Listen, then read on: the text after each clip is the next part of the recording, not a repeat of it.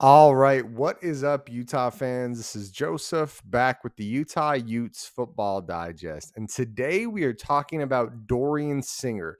The rumor mill is heating up, and the odds of Dorian Singer coming back to Utah are becoming very, very real and very, very high. So I'm excited to dive into it. I'm excited to talk about the kid. It should be a good topic. We'll talk about how this came about, why people think it's realistic that he could come back, and then we'll talk about what kind of impact he had last year and what type of impact he could have if he does come back. I'm excited to dive into it, guys. Before we do so, make sure you guys smash that like button. That's going to help get the video out to more Utah fans. Also, comment down below. What do you guys think? Do you think Dorian Singer is coming back? Do you think this is a pipe dream? I want to know your thoughts, and I want to know how you're feeling about everything. Also, if you haven't already, subscribe to the channel. We put out a ton of Utah Utes football content. So if you're into that sort of thing, make sure you stick around. We had an awesome interview yesterday with Sean Tanuvasa, Keanu Tanuvasa's dad. So if you haven't watched that, give it a watch. Really cool video. Also, we are a part of the 1012 Network. 1012 Network, sponsored by CharlieHustle.com. Charlie Hustle, vintage made fresh. Check out the gear. Great clothes, great stuff. Use code 101215 at checkout for 15% off any non-sale items. Great clothing, guys. Really, really good stuff. Again, it's CharlieHustle.com, vintage made fresh. Great stuff. Let's go ahead and dive in. Take a look at Dorian Singer. So a lot of people have heard about the Diego Pavia story where he filed a lawsuit against the NCAA to not count his JUCO years against his FBS years, which is leading to him and all JUCO players getting more eligibility, which in my mind is a big win. I mean, their ability to get NIL during their eligible years and their FBS years is huge. And to think that a guy would work his butt off and finally have the opportunity to be a star in FBS play, and get the NIL compensation that comes along with that. And because of the NCAA and because of the rules, they're not able to do that. I probably lean overall more on the side of more eligibility rather than less, but it is what it is there.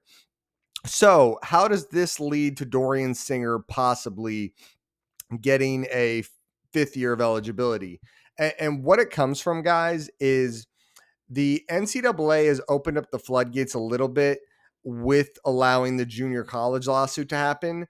But on top of that, the NCAA has already been talking about a fifth year of eligibility, period, for all college athletes, red shirt or no red shirt, right? And this would be a big deal. So this is not only impacting Dorian Singer, this would impact college football as we know it. I love the idea. I'll give my final thoughts at the end, but I love the idea just out the gate that, guys would be able to play longer. I mean, I don't know about you guys. In the world we live in today with the transfer portal just stripping your teams of talent, especially if you're in this, upper middle to middle to low end of college football, or maybe Utah is more like lower high, right? Or upper middle. And you wind up in this position where so many of your great players get stripped away, especially if you're in the G5. Anyways, I won't go on too much of a rant about that, but that's where this comes from. It is in talks that the fifth year of eligibility will become just a period, point blank period type of deal. But more specifically with Dorian Singer and why he has a case to get a fifth year of eligibility is what happened during his freshman year at Arizona. So if we pull that back up, guys, so 2021 was his freshman year at Arizona. And if you look here, guys, I don't have it on the screen, but I'll tell you what we're looking at here.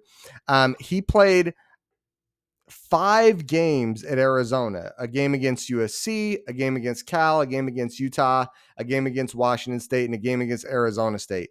And the Arizona State game, guys, that he played in, the numbers are crazy. It was the game that burned his red shirt, and he only got like 2 targets. It was 2 targets for 2 catches. It was 80 yards, but still, because of that game, his eligibility was burned, or his red shirt eligibility was burned. And so he was not able to redshirt that year, which means that he only had 4 years of eligibility because of what the decision Arizona made. You can agree with it or not, but still pretty rough go there that you played literally just two 2 targets over the limit of how much time you can play. If you guys aren't aware, it's 4 games. Once you've played in the 5th game, your red shirt is gone. So that's kind of how that works. But that's kind of the situation with Dorian Singer, why he's able to apply for this. It does seem like the NCAA is moving in the direction of they're going to be holding a vote on a 5th year of eligibility for all players.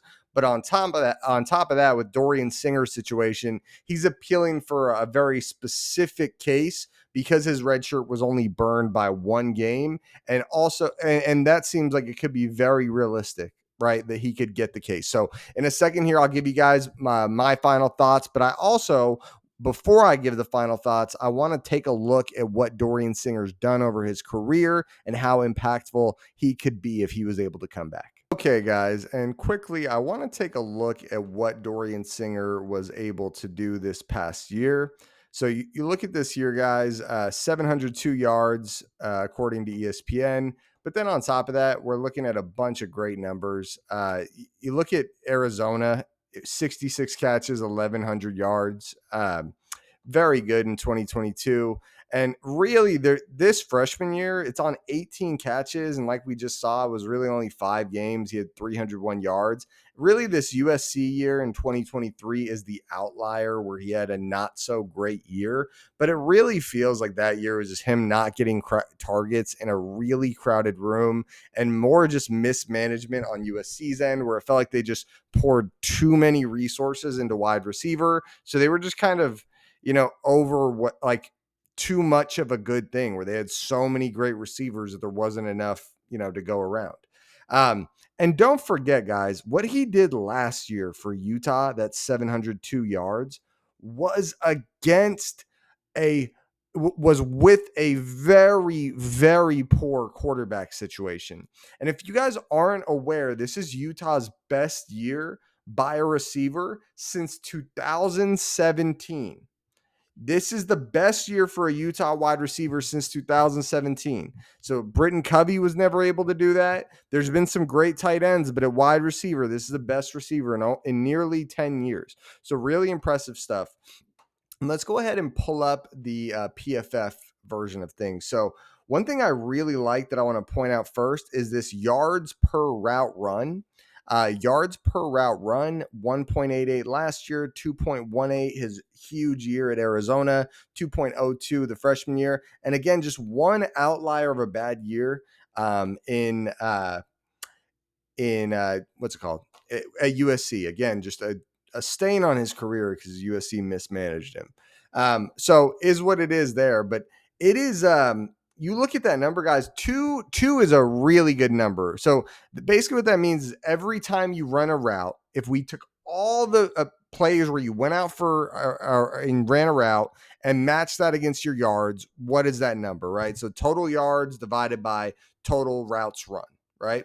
And 2 is a very good number. That's like even at the you'd be really excited if you had a G5 wide receiver averaging 2 yards per route run, right? That'd be a very impressive number. Obviously, there's a ton of other factors that go into it, but if you had that number and everything else was checking out, you'd be very excited about it. Also, average depth of target. This isn't a guy just catching short dink and dunk passes. Throughout his career, it's been 13.1 yards. That means every time he's catching it, it's usually for a first down. Contested catches throughout his career. Last year, he had a bunch of awesome contested catches that I can think of. And 57.1% last year, which was the best of his career. He really wanted it. He really did a great job. Throughout his career, it's 48.3%. Again, an outlier in the USC year. Just rough.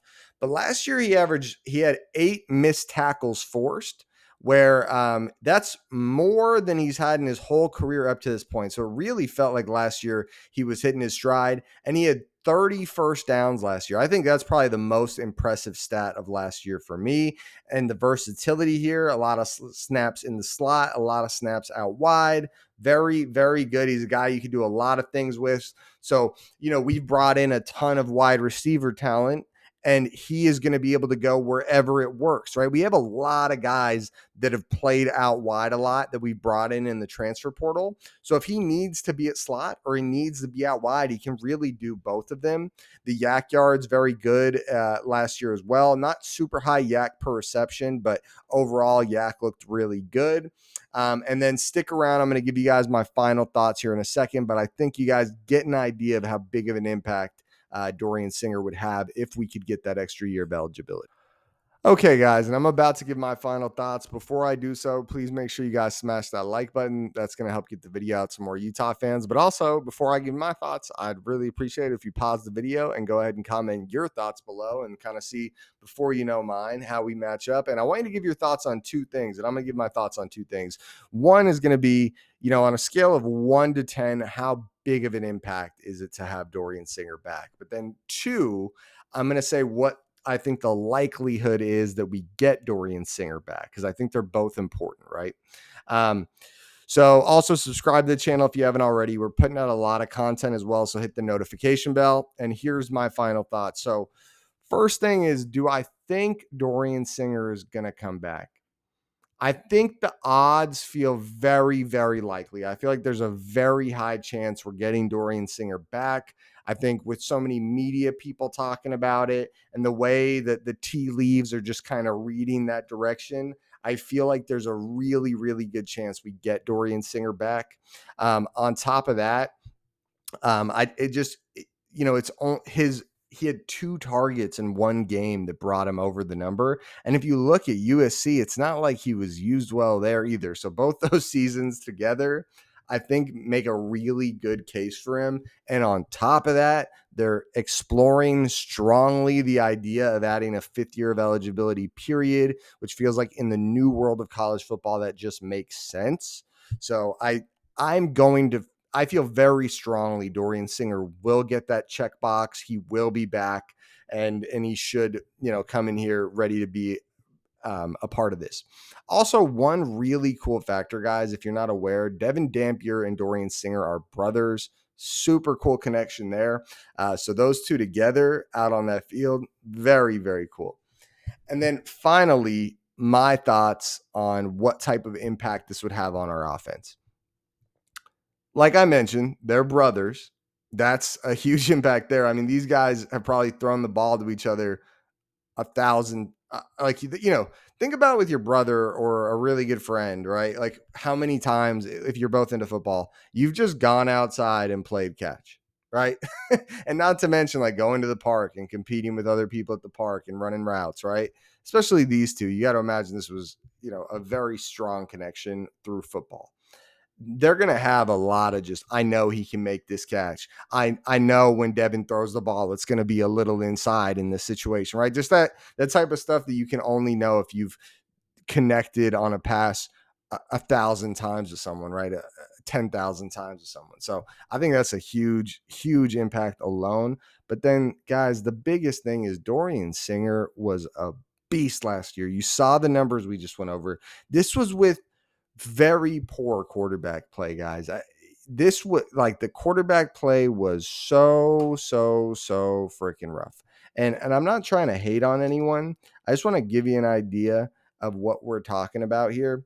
And this video is not meant to be about Isaac Wilson, but I do want to make sure everyone's aware of why I'm hammering this home.